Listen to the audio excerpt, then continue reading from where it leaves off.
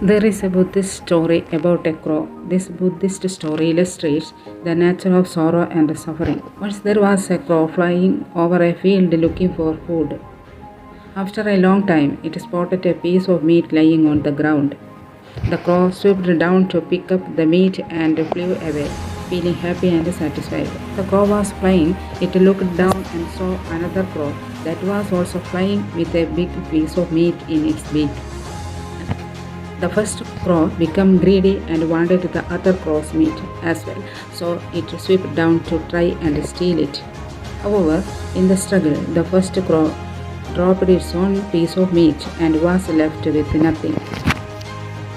The crow felt very sad and sorry for itself and started to cry out in sorrow and hungry. A wise old monk saw the crow and asked why it was crying. The crow replied that it was crying because it had lost its piece of meat and was now hungry and miserable. The wise old monk then asked the crow if it had learned anything from its experience.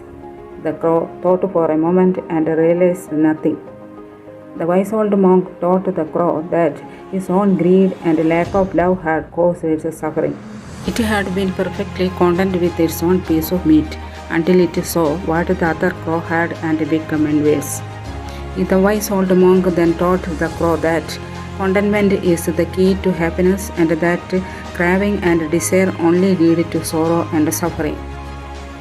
Become content with what you had and never be a victim of greed and desire. Like greed, despair is a cause of sorrow. Never keep disappointment in your mind. It is a great cause of sorrows and suffering. From that day on, the crow became content with what it had and never again fell victim to its own greed and desire. It is true that being satisfied with what one has can lead to contentment and happiness. However, being content with what one has does not necessarily mean that one should not strive to improve or achieve more in life. In fact, the story of the crow teaches that craving and desire for more can lead to suffering and misery. But this does not mean that you should not have goals or aspirations in life.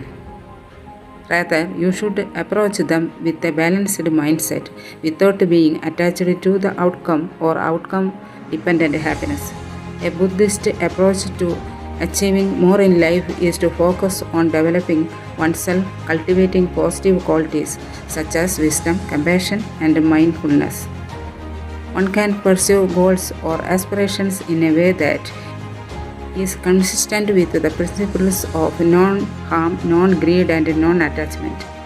This means that one can strive for success or achievement in a way that does not harm others, does not involve excessive greed, and must have love and sympathy.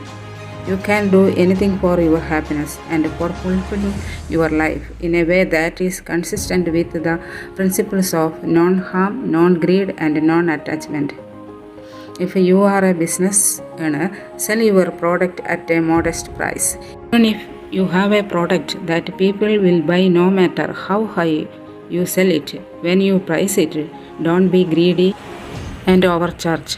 If this law is followed in any matter, it will bring long-lasting peace and prosperity. Avoid your greed. It is the cause of sorrows and suffering. Strive to be the best version of oneself. Throw away your greed and despair, the cause of your sorrows and suffering. Set your life goals and work towards them in an ethical way mentioned above.